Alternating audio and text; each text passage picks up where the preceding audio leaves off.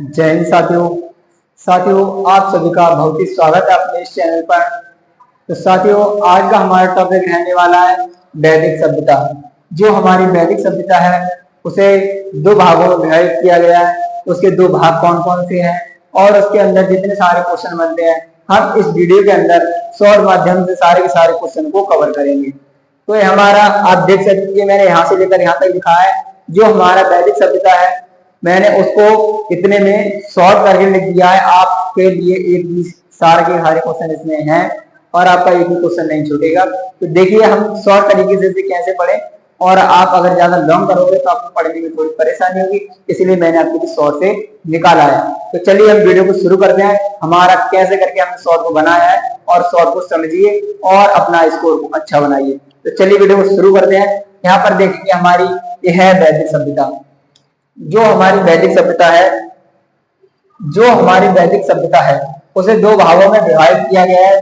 Number 1 है ऋग वैदिक काल और नंबर 2 है उत्तर वैदिक काल। आप यहाँ पर देख पा रहे होंगे जो हमारा ऋग वैदिक काल है वो 1500 ईसा पूर्व से लेकर 1000 ईसा पूर्व तक चला है, और जो हमारा उत्तर वैदिक काल है वो 1000 ईसा पूर्व से लेकर 600 ईसा पूर्व तक चला है। जो हमारा ऋग वैदिक काल है उसमें क्या आता है, जो हमारे निर्मित सभ्यता जो वैदिक सभ्यता है वो किसके द्वारा निर्मित है?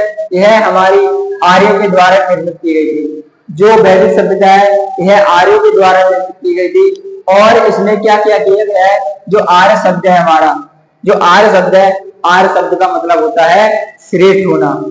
जो आर्य शब्द है उसका मतलब होता है श्रेष्ठ होना। चलिए बारीकी से आप देखते जाइए। यहाँ पर दिया हुआ है हमारा आर्य शब्द। जो आर्य द्वारा निर्मित सभ्यता कौन सी है? वो वैदिक सभ्यता है, और आर्य शब्द का अर्थ होता है श्रेष्ठ। यदि आप किसी का नाम महान है तो आपके लिए क्या कहा जाएगा? श्रेष्ठ कहा जाएगा। इन्होंने क्या ऋग्वैदिक काल के लिए दो भागों में विभाजित किया, ऋग्वैदिक काल और उत्तर वैदिक काल वैदिक सभ्यता के लिए। तो इनके लिए क्या माना गया है? इनके लिए श्रेष्ठ माना गया आर्य के लिए।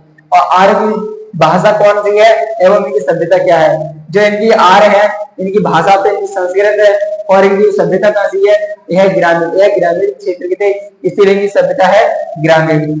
और सभा और समिति, इसमें क्या होती थी? सभा और समिति होती थी।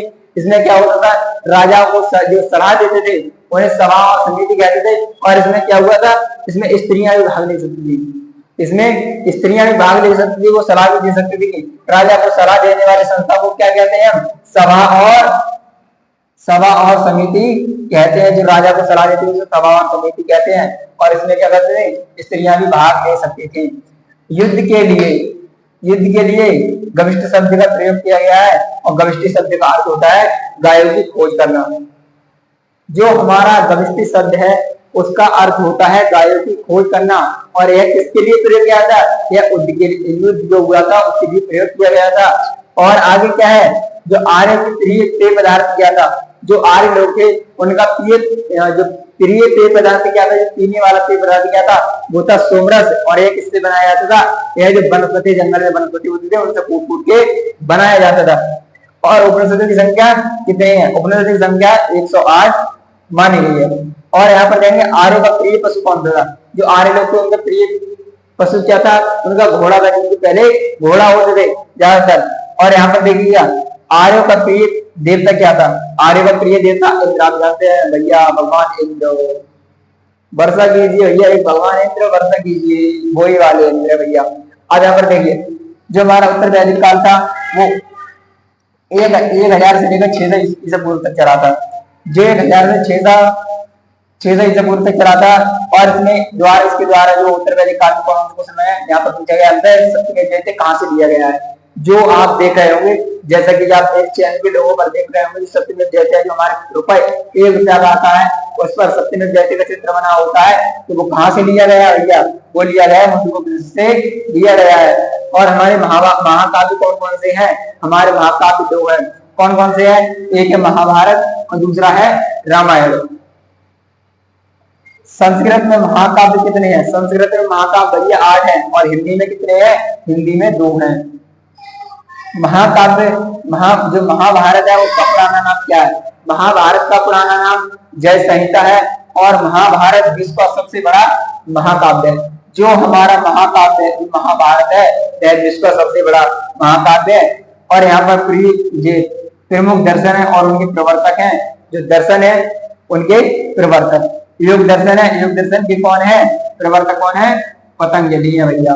और यहाँ पर कौन है? यहाँ पर न्याय दर्शन के कौन है? गौतम ऋषि। चारवाक दर्शन के कौन है? चारवाक है। और यहाँ पर संघ दर्शन के कौन है? कपिल मुनि। ये सबसे प्राचीन है। पूर्व मीमांसा के हैं जैमिनी राय और उत्तर मीमांसा के हैं बादरायण।